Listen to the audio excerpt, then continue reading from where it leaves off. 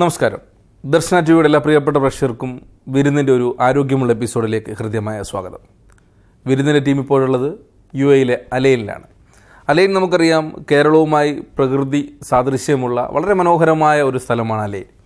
അലൈനിലെ വളരെ പ്രശസ്തമായ ayurvedic treatment സെൻ്ററിൻ്റെ director കൂടിയാണ്, ഐ കെയർ ഒപ്റ്റിക്കൽസിൻ്റെ ഡയറക്ടറും, അതേപോലെ തന്നെ ജനറൽ മെയിൻ്റനൻസ് എന്ന് പറയുന്ന മറ്റൊരു കമ്പനിയുടെ ഡയറക്ടർ കൂടിയായ ഒട്ടനവധി ബിസിനസ് സംരംഭങ്ങളുള്ള ഒരു വ്യക്തിത്വമാണ് ശ്രീ ബിനു കെ ഫിലിപ്പ്. അദ്ദേഹമാണ് ഇന്ന് വിരുന്നിൻ്റെ എപ്പിസോഡിൻ്റെ അതിഥി. അദ്ദേഹത്തെ വളരെ ആദരപൂർവ്വം സ്വാഗതം ചെയ്യാൻ വിരുന്നിലേക്ക്. സർ, നമസ്കാരം. നമസ്കാരം.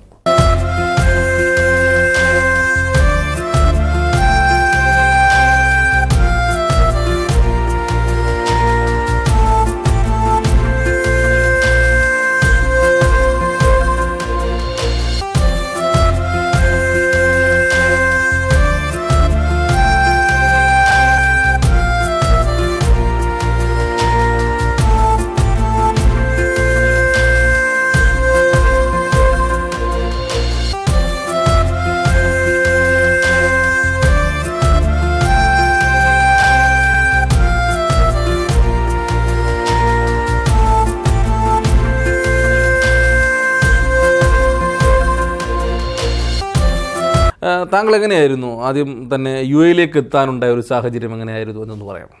ശരിക്കും വിദേശ രാജ്യത്ത് പോകുക എന്നുള്ളത് എൻ്റെ ഒരു വലിയൊരു ആഗ്രഹമായിരുന്നു. ഇന്ന് ഈ ഒരു നിലയിൽ എത്തുവാൻ തക്കവണ്ണം എന്നെ സഹായിച്ച എൻ്റെ നല്ല സുഹൃത്തുക്കൾ, അതിനുപരി എൻ്റെ പ്രിയ സുഹൃത്തും സഹോദരനുമായ എൻ്റെ പ്രിയപ്പെട്ട ഫ്രാൻസിസ്, അദ്ദേഹമാണ് എൻ്റെ ഇപ്പോഴും എൻ്റെ കൂടെയുള്ള ഒരു കൈത്താങ്. വളരെ ദാരുണമായി കഴിഞ്ഞ മാർച്ച് മാസം ഒരു ചെറിയ രോഗം വന്ന് ഈ ലോകത്ത് മാറ്റപ്പെട്ടതാണ് ഇന്ന് എന്നെ വേദനിപ്പിക്കുന്ന ഏറ്റവും വലിയ പ്രയാസകരമായൊരു വിഷയം. അതിൻ്റെ ഇപ്പോഴത്തെ ചീഫ് കൺസൾട്ടൻ്റായിട്ട് വർക്ക് ചെയ്യുന്നത് ഡോക്ടർ ദിനേശ് കർത്തയാണ്. അദ്ദേഹത്തെ ഈ UAEയിലുള്ള ജനങ്ങൾക്ക് എല്ലാവർക്കും അറിയാം. പുള്ളിക്കാരൻ അദ്ദേഹം ഒരു ആയുർവേദിക് ഡോക്ടറാണ്. അദ്ദേഹത്തിൻ്റെ സാംസ്കാരിക വലിയൊരു കലാകാരനാണ്. ചാക്യാർ കൂത്തിലായാലും നസ്രാണി കൂത്തിലായാലും കവിതകളിലായാലും അദ്ദേഹം പുസ്തകങ്ങൾ എഴുതാനായാലും വളരെയധികം അത്രയും വലിയൊരു മനുഷ്യനെ ഒരു ആയുർവേദ വിഷുകരനപ്പുറം അദ്ദേഹം എൻ്റെ കൂടെ എത്താൻ പറ്റിയതിൽ ഞാൻ വളരെ ഭാഗ്യവാനാണെന്ന് കരുതുന്നു. എന്നോടൊപ്പം സഹകരിക്കുന്ന എൻ്റെ കുലീസ്, ഫിസിയോതെറാപ്പിസ്റ്റ്, വേറെ ആയുർവേദ ഡോക്ടർ ബീന തേന, ഡോക്ടർ ടിനു, ഇവരൊക്കെയും എൻ്റെ കൂടെ ആയിരിക്കുന്നതിൽ ഞാൻ വളരെ അഭിമാനം കൊള്ളുന്നു. ചികിത്സ തേടിയെത്തുന്നത് അത് മലയാളികൾ മാത്രമാണോ, അതോ അതിനപ്പുറത്തേക്കുള്ള ഏതെങ്കിലും വിദേശികളടക്കമുള്ള ആൾക്കാർ വരാറുണ്ടോ? മലയാളികളാണ് കൂടുതൽ വരുന്നത് എങ്കിൽ പോലും നമ്മുടെ ഇവിടുത്തെ സ്വദേശീയരും വരാറുണ്ട്.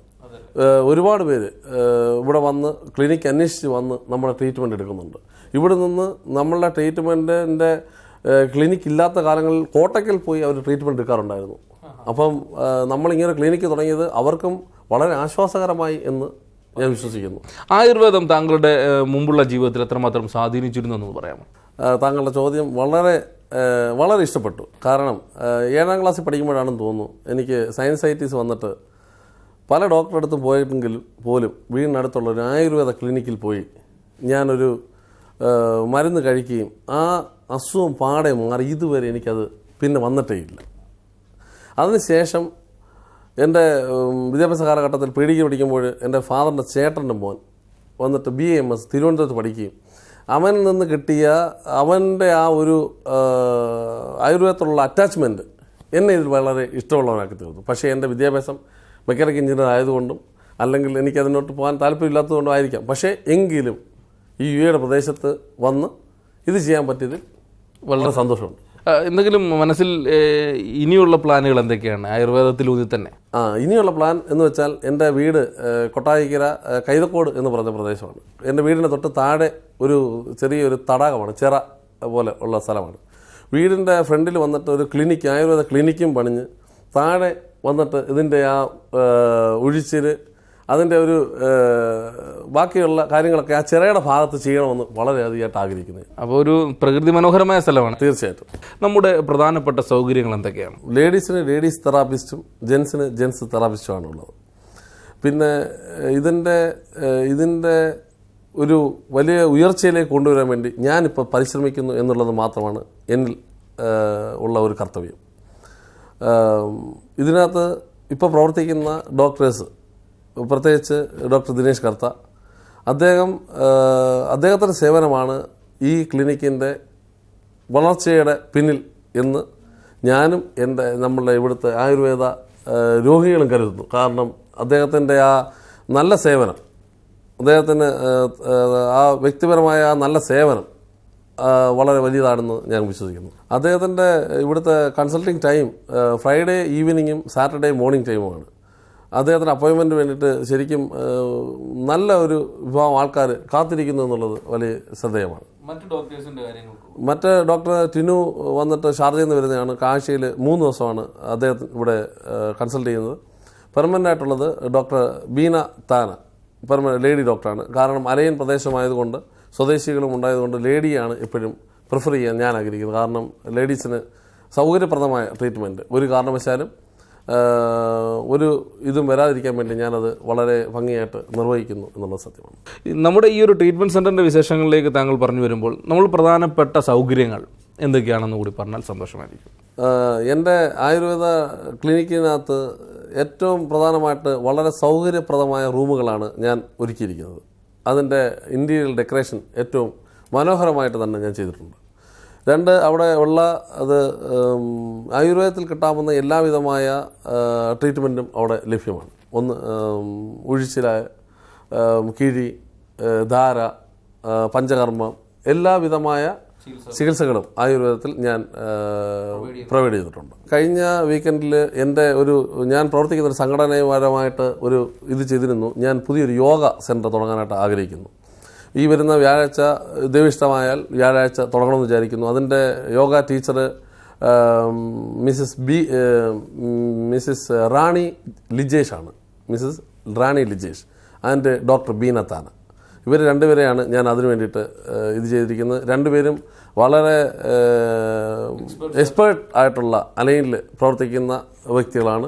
അവർ ഞാനുമായിട്ട് ഈ പ്രോഗ്രാമിലേക്ക് സഹകരിക്കാൻ താല്പര്യപ്പെടുന്നു. ഈ നൂറുൽ ഫല നാച്ചുറൽ ട്രീറ്റ്മെൻറ്റിൻ്റെ യോഗ സെൻറ്റർ ഞാൻ ശരിക്കും സെറ്റ് ചെയ്തിരിക്കുന്നത് അലൈൻ്റെ പ്രകൃതി മനോഹരമായ മ്യൂസിയമാണ് അതിൻ്റെ ശരിക്കും വ്യൂ പോയിന്റ്.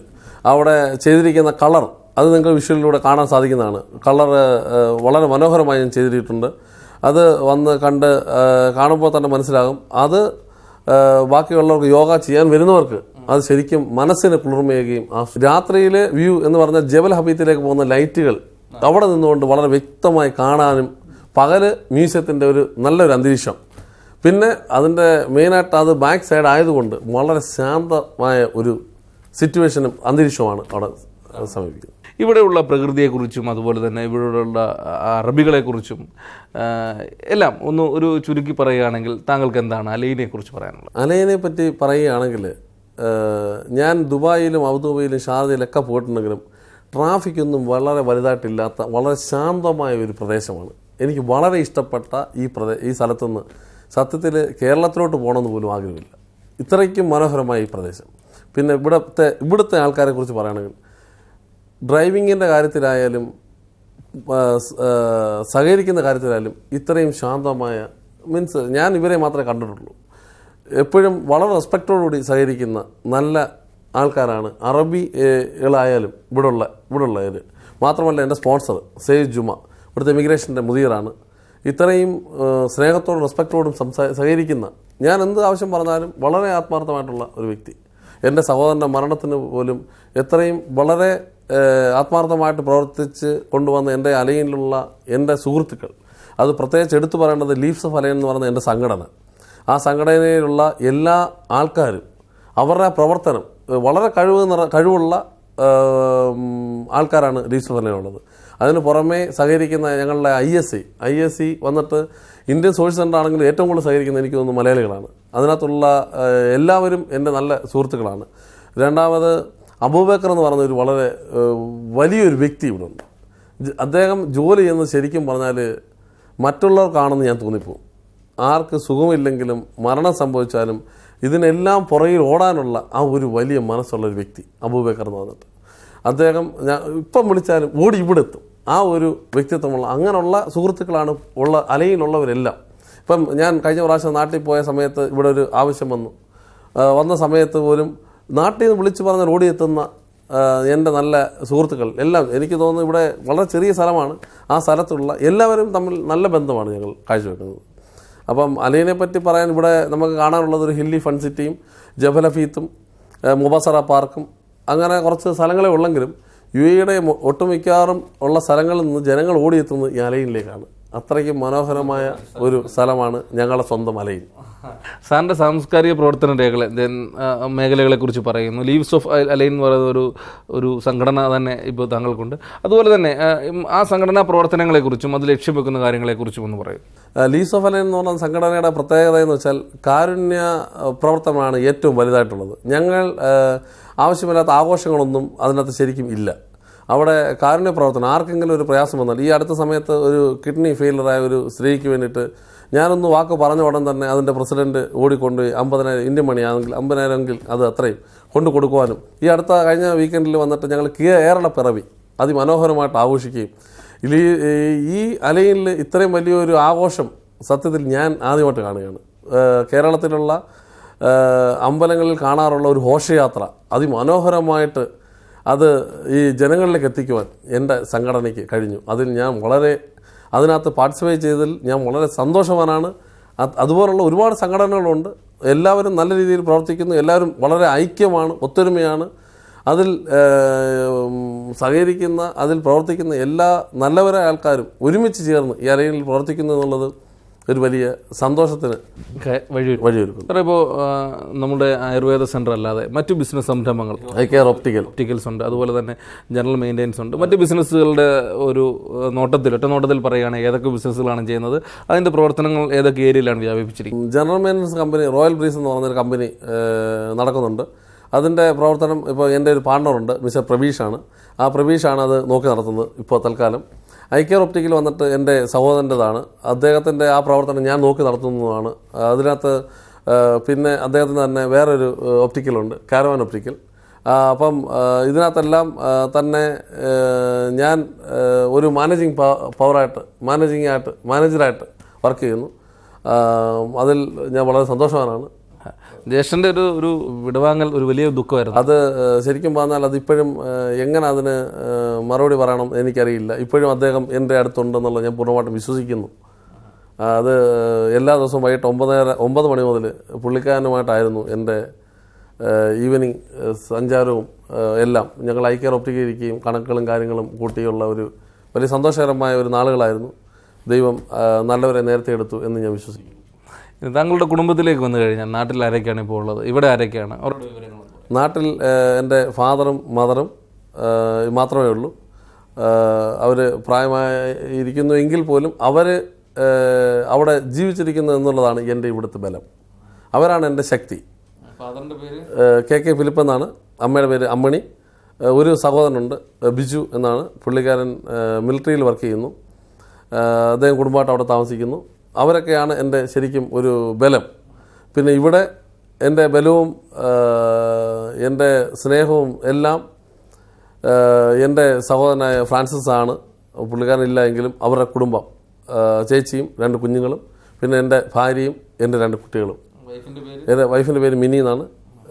മൂത്ത മോള് ആൻ, ഇളയാൾ സെറ. എൻ്റെ ബ്രദറിൻ്റെ മോൻ്റെ പേര് നെവിൻ, ഇളയാൾ മെർലിൻ. ചേച്ചിയും വർക്ക് ചെയ്യുന്നുണ്ട്. ചേച്ചിയുടെ പേരങ്ങനെ? അനു. എല്ലാവരും ഇവിടെ തന്നെയാണ്. സാർ, എന്തായാലും ഇത്രയും സമയം, താങ്കളുടെ വിലപ്പെട്ട സമയം ബിരുദിൻ്റെ പ്രേക്ഷകരുമായി സംവദിക്കുകയും നൂറുൽ ഫല ആയുർവേദ ട്രീറ്റ്മെൻറ്റ് സെൻ്ററിൻ്റെ നാച്ചുറൽ ട്രീറ്റ്മെൻറ്റ് സെൻ്ററിൻ്റെ പ്രവർത്തനങ്ങളും അതുപോലെ തന്നെ മറ്റെല്ലാ ബിസിനസ് സംരംഭങ്ങളെക്കുറിച്ച് പറഞ്ഞു. അതുപോലെ തന്നെ താങ്കളുടെ സഹോദരനെക്കുറിച്ചും അതോടൊപ്പം തന്നെ താങ്കളുടെ സാംസ്കാരിക സംഘടനകളെക്കുറിച്ചും താങ്കൾ സംസാരിച്ചു. ഇത്രയും വിലപ്പെട്ട സമയം ഞങ്ങളുമായി സംവദിച്ചതിൽ താങ്കൾക്ക് ഞങ്ങൾ ഹൃദയംഗമായി നന്ദി അറിയിക്കുകയാണ്. Thank you very much.